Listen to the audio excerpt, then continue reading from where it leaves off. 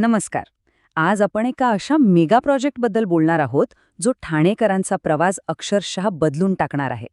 तो म्हणजे 13.45 किलोमीटर लांबीचा ठाणे कोस्टल रोड. या भव्य प्रकल्पाची व्याप्ती आणि त्याचं महत्त्व काय आहे हे आज आपण अगदी सोप्या भाषेत डिकोड करणार आहोत. तर चला थेट मुद्द्यालाच हात घालूया. आता हे बघा, सध्या ज्या प्रवासाला तब्बल 1 तास लागतो ना, तोच प्रवास भविष्यात फक्त 15 ते 20 मिनिटात पूर्ण होणार आहे.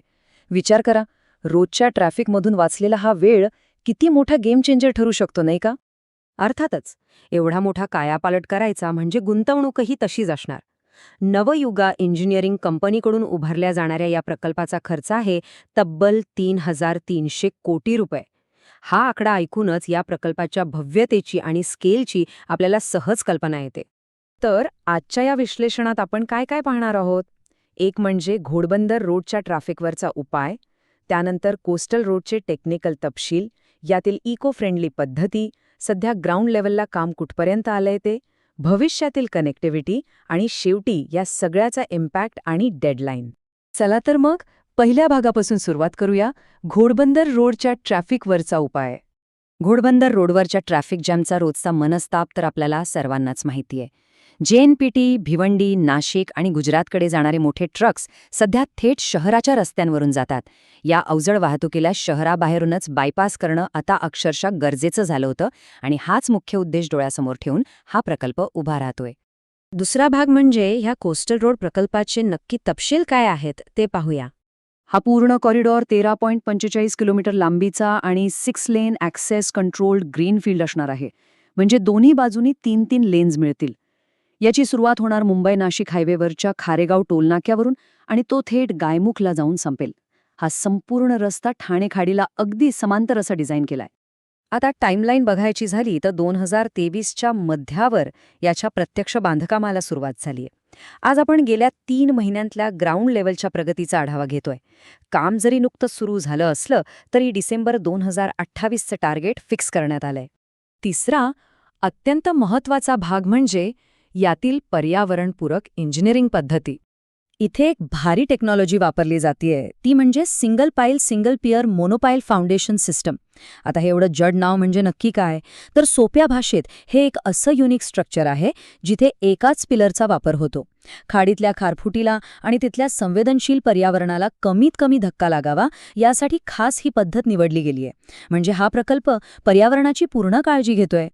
आणि सर्वात अभिमानास्पद गोष्ट म्हणजे खाडीच्या परिसंस्थेचं रक्षण करण्यासाठी जास्तीत जास्त भाग स्टिल्ट्स आणि एलिव्हेटेड पुलांवर बांधला जाणारा हा भारतातील पहिलाच ग्रीनफील्ड रस्ता प्रकल्प आहे. हे खरंच एक मोठं अचीवमेंट आहे. चौथा भाग, ज्याची आपण सगळेच वाट पाहत असतो. सध्या जमिनीवर प्रत्यक्ष काम कुठपर्यंत आलंय? आता कुठल्याही पुलाची प्रगती मोजायची तर हे 4 टप्पे लक्षात ठेवायचे. पहिला म्हणजे मातीकाम आणि जमिनीची तयारी. दुसरं म्हणजे पियर कॅप बसवणे. तिसऱ्या टप्प्यात गर्डर लॉन्चिंग होतं आणि चौथ्या म्हणजे शेवटच्या टप्प्यात स्लॅब बसवला जातो. हे टप्पे लक्षात ठेवलेत की पुढे कुठलं काम कुठवर आलंय हे तुम्हाला लगेच समजेल. तर सुरुवातीला खारेगाव इंटरचेंज बघूया. हे खूप महत्त्वाचं जंक्शन आहे. इथे टोल बूथची तयारी सुरू आहे. काही ठिकाणी पियर कॅप्स तर काही ठिकाणी मातीकाम सुरू आहे. पुढे NH 848 आणि मेट्रो लाईन 5च्या क्रॉसिंगजवळ सध्या फक्त जमिनीची तयारी सुरू आहे. तिथे फार मोठं काम दिसत नाहीये.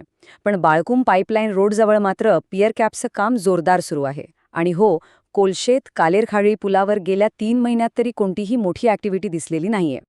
त्यानंतर वसई खाडीवरच्या पुलाकडे गेलो तर तिथे खारफुटीच्या भागात पियर कॅपचं काम ॲक्टिव्ह मोडमध्ये आहे. सर्वात फास्ट काम कुठे सुरू असेल तर ते हिरानंदानी इस्टेटजवळ. तिथे तर गर्डर्स लॉन्च झाल्यात आणि स्लॅबचं कामही सुरू झालंय. वाघबीळ गावाजवळ मातीकाम आणि सुरुवातीच्या टप्प्यातल्या पियर कॅपचं काम सुरू आहे. आणि मोगारपाडा इथे भूसंपादन झालंय खरं, पण शेतकऱ्यांच्या विरोधामुळे प्रत्यक्ष बांधकामाला मात्र अजून सुरुवात झालेली नाहीये. म्हणजे बघा, वेगवेगळ्या ठिकाणी कामाचा वेग कसा वेगवेगळा आहे. 5वा भाग, भविष्यातील कनेक्टिव्हिटी आणि या प्रकल्पाचा विस्तार. हा रस्ता काही एकटा-दुकटा नाहीये, तर तो इतर मोठ्या प्रकल्पांशीही जोडला जाणार आहे. यात 3 नवीन भव्य खाडी पुलांचा समावेश आहे.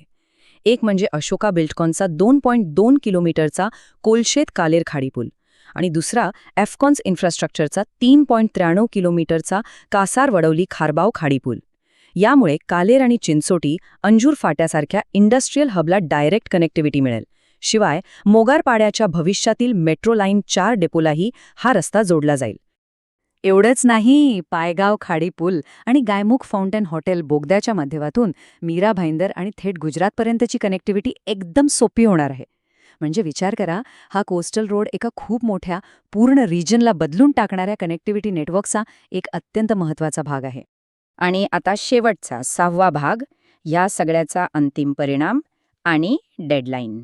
थोडक्यात सांगायचं तर, सध्या शहरातल्या दाट वस्तीतून जाणारी अवजड वाहतूक पूर्णपणे शहराबाहेरून बायपास करणं हा या प्रकल्पाचा मुख्य हेतू आहे.